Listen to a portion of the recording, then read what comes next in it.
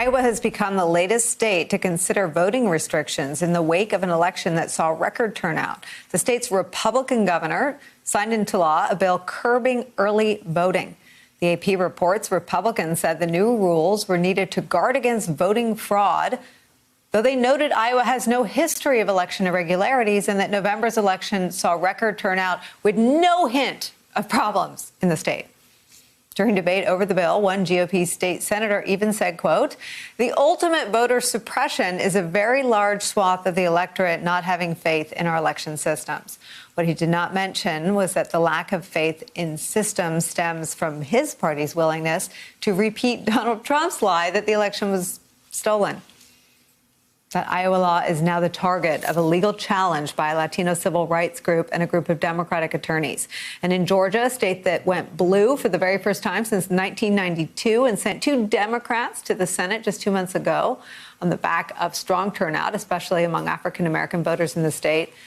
That state Senate has passed a law rolling back absentee voting that was so strict that the Republican lieutenant governor opposed it, refusing to even participate in the debate over the bill. Joining our conversation, Eugene Robinson, Pulitzer Prize-winning Washington Post columnist and an MSNBC political analyst. Robert Gibbs is still with us.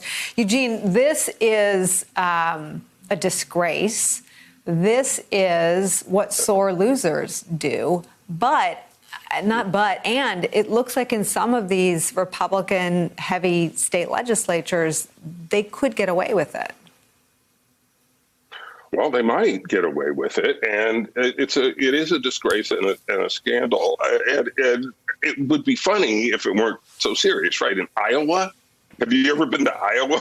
Have you ever watched the election in Iowa? I mean, it's just like ridiculous, and they acknowledge. Now, there was like zero fraud. 0 irregularities, 0 problems, nothing.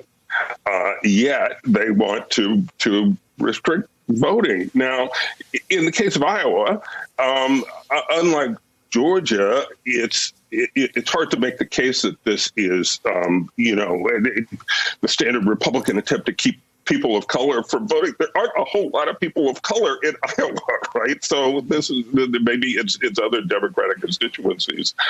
They seek to keep away from the polls, and maybe they want to reassure Republicans who believe Donald Trump when he says it's all rigged, and who in Georgia stayed home in the runoff elections, and 2 Democrats were elected to the Senate. But regardless of the motive, this is an outrage, and it has to be resisted at the state level, and hopefully with the federal for the People Act, the voting rights legislation, that somehow Democrats have to figure a way to get through the Senate that could potentially obviate some of the worst voter suppression measures that are being enacted across the country. Thank you. Thank you. Thank you. Thank you very much. Thank all of you out there. Thank you as always. Thanks to you at home. Thanks for watching. Thank you so much for letting us into your homes during these extraordinary times.